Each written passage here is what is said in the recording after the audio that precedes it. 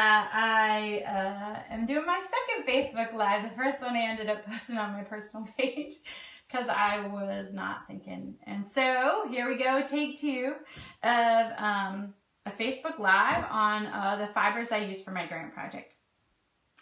The reason I'm going live is because I have a show coming up called Places and Spaces, depicting nature through fiber. It's at the Springville Arts Center. The opening is October the 14th, and it'll hang until December the 11th, I believe. But in that solo show, I plan on incorporating my grant project that I was working on this year called Community Garden, Discovering Roots and Resources with, in which I try to source everything fiber and as many dyeing variations from naturally collected resources as I could to depict scenes of our county. So this week I thought, since I won't be having a traditional opening where you can gather and kind of talk about the projects and the different pieces, I thought I'd do a Facebook Live every day that would kind of show just cut out. It may happen again, I don't know. But the different things I focused on and the different elements of the project. So today's focus is fiber sourcing and how I got there and how I went about doing it. So the plan for the project was, that I submitted in 2019 in the fall, was that I would reach out to 5 different farms and I would try to get fleeces from those 5 different farms. Mostly I use wool, but sometimes I'll incorporate other fibers, and we have a lot of alpaca farms around our county in Cattaraugus County. So I thought I'd try and incorporate some alpaca as well, and if I could find Angora, I would incorporate that as well. But my focus was mainly on fleeces, and I would get them directly from the farm. I approached the 4-H office to get some names, and they sent out an email, and I got a couple responses back, only one of them within county, and that was Chapman Farms, and they are in Randolph, Pennsylvania. I met with Betsy Chapman, and it was amazing. She has 3 different types of sheep that they have on their farm. They have Corriedale, Cormo, and Cheviot. And I hadn't used any of those 3 types of fleeces before, so that was fun. And she kind of helped me kind of work out maybe where some other places I could go. And I met with her before COVID, so that kind of made a little bit of a difference in maybe what my possibilities were. I also talked to another woman that I got a reference for, and she lives in Freedom, which is also in Cattaraugus County. And her name is Ellen McCarthy, and she has Moonrock Farms, and she has Romney wool. And she then referred me to another woman. Her name was, hold on, I'll look on my paperwork. Her name is Doreen Shank, and she has Cotswold at her Heavenly Valley farm, also up there towards Freedom. And all these different fibers were very different, and none of them were really what I had used before. So that was going to be kind of fun. And so in talking to those 3 different people, I had quite a variety, but I did want to try and get an Amish fleece since there's a lot of Amish that live here in Cattaraugus County. I wanted to try and get an Amish fleece, as well as some fleece from possibly the Nation, which is close by. I did not get a fleece from the Nation.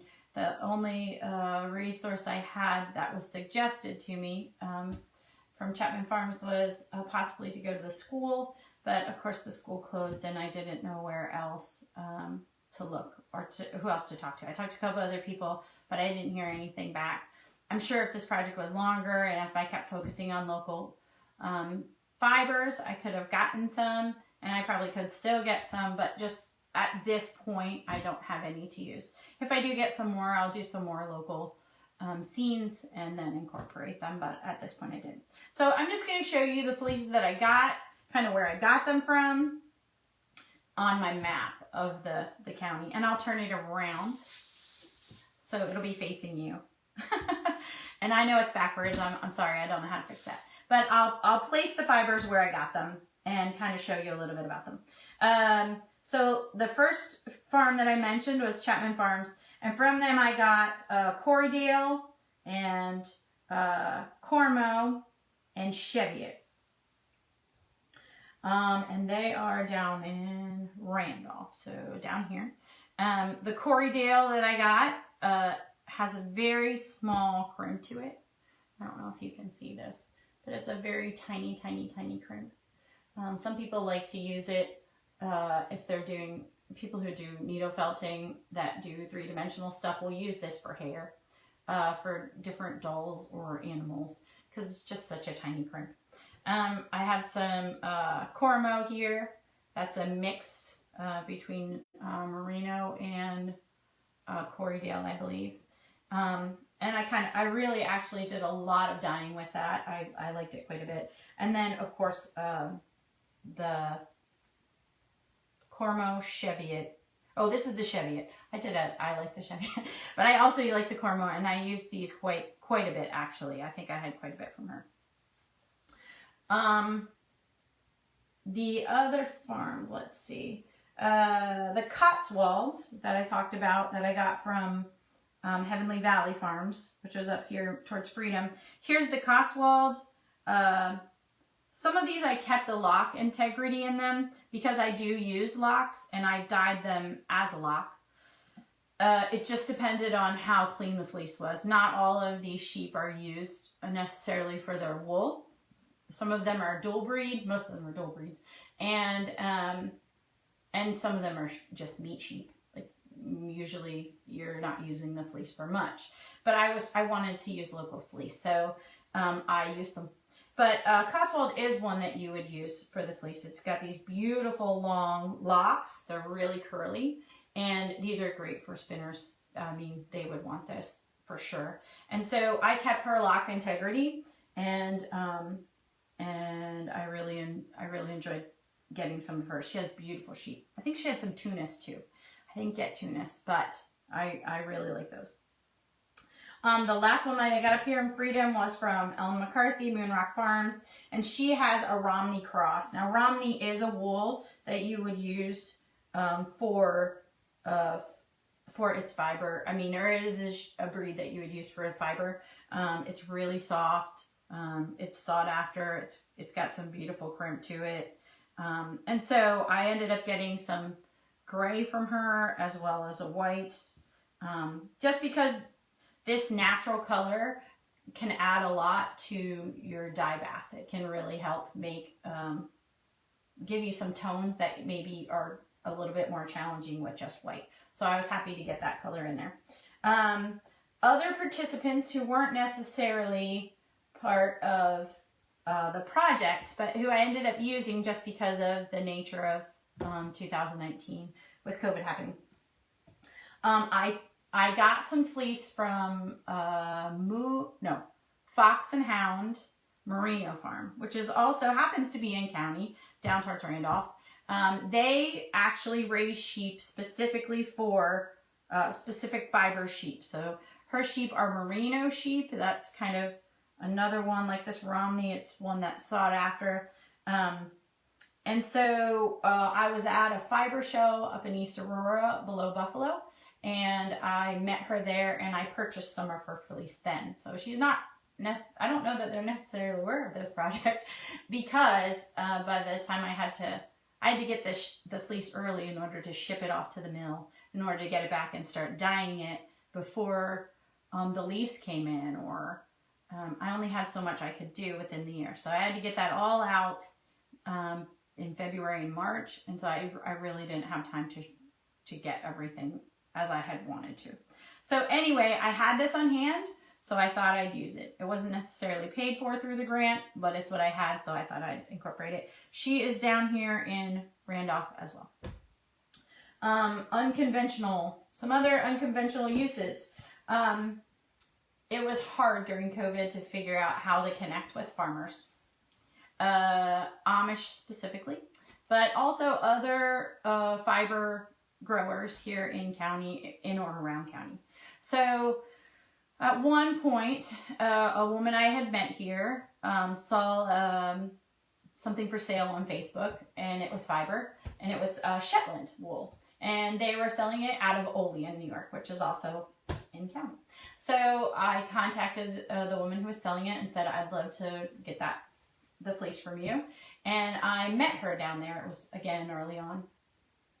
And it turns out she was just over the border, not quite in Cattaraugus County. But at that time, I was desperate to incorporate as many as I could and pull from the different areas. So being such a rural county, just over county, I felt like just with the unusual breed, the beautiful mix that I got, she had already sent it to a mill and had it turned into roving, and it has a beautiful blend to it because Shetland kind of had these black and white patches. So I incorporated this one, again, because it's beautiful, it's close to county, it's very local, and I picked it up in Olean. So I'm going to set it there. So it's not quite in county, but it's close. And then I included this. So from the Amishman, his name is Daniel Miller, he lives out in East Otto, I was able to get a fleece, but it was right in the beginning of COVID when there was kind of a shutdown. He called and left a message on my phone and said, the fleece is ready, come get it. I didn't know how to communicate with him and say, I can't come get it right now. So a few weeks later, I went, but it was not an opportunity to really have a conversation about what I was doing or exchange paperwork. So I just kind of gave him the money, he gave me the fleece, and we kind of just parted ways, and I thought I'll be back over. Of course, every time I stop, they're not there. So I'm just going to have to stop and pick that up from him. But I know that he was interested in selling more of his fleeces if he could. He had some beautiful black ones. I didn't need a black fleece, but I got a white fleece from him. And because it was a mixed breed, so sometimes they call it farm wool. So because they're not quite one or the other, they don't have the distinctions.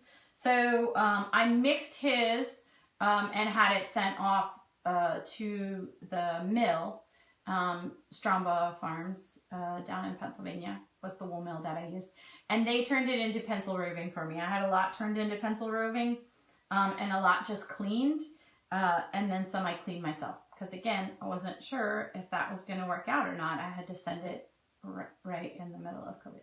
So it ended up working out, but I wasn't sure if it was going to. Because typically, Stromba Farms has a 6-month wait on getting your fiber processed. So I wasn't sure if I was going to be able to get it in or not, and how well they would be able to do that for me in the midst of all this. So that's what I did. Last one, we raised sheep for a while in Tioga County, Pennsylvania.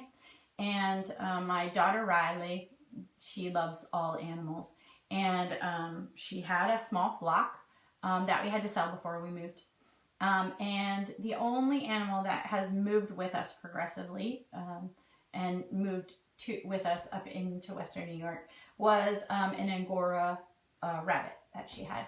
And so the Angora rabbit lived with us for a little bit, but then I said to her, it's time for the rabbit to go because you're going to be going off to college.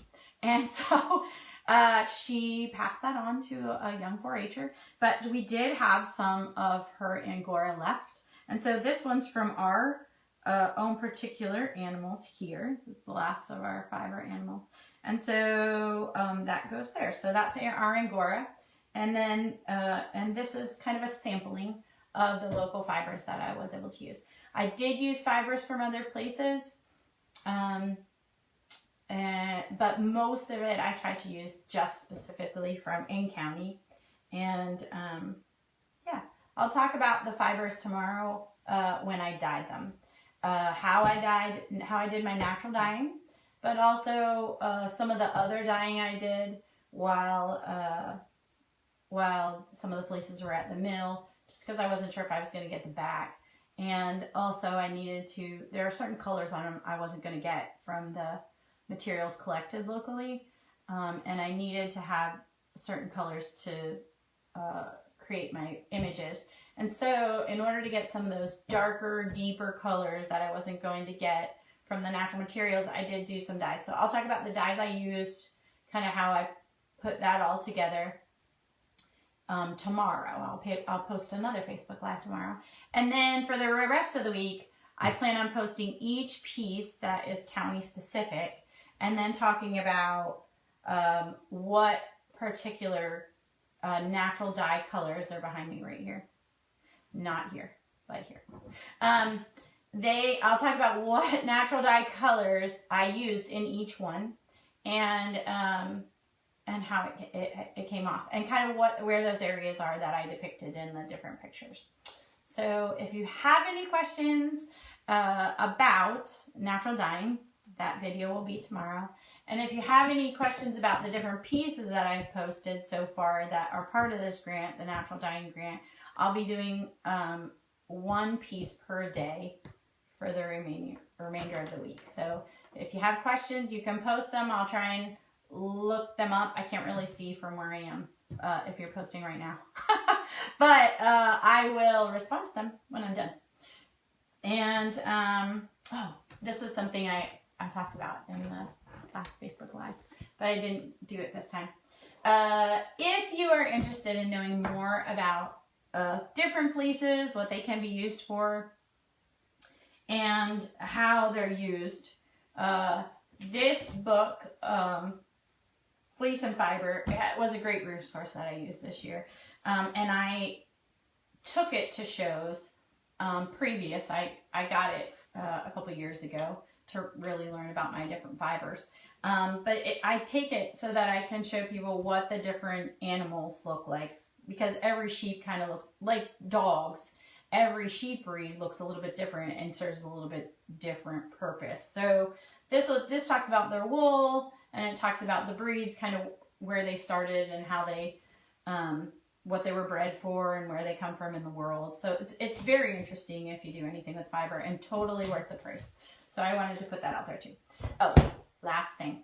I did not get any local alpaca. It was the crunch time, with COVID, it was too much.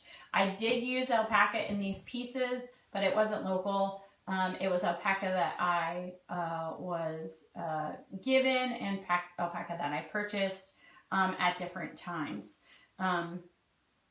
Since I have so much fiber still remaining from this project, I do plan on doing more than the 6 pieces that I have finished.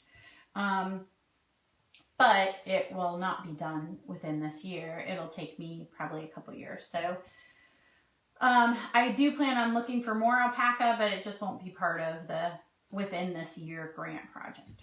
So yeah, I look forward to seeing your comments, and I'll post tomorrow, probably around noon. Oh, last thing, my site, CarrieRosalind.com. I do have I kind of posted as I was going up till, mid-July, because I have to update because I've been felting like a crazy woman. I have posted kind of pictures of the process, kind of what's been going on, what I've been doing, how things kind of went together and meshed, areas that I visited. So if you're interested in reading a little bit more about that, you can check out CarrieRosalind.com. It's under, I think, Grant Project or Community Garden. You can see it there. And you can check out some of my other work, which we'll be updating soon. All right. Thanks, and have a great day. See you tomorrow.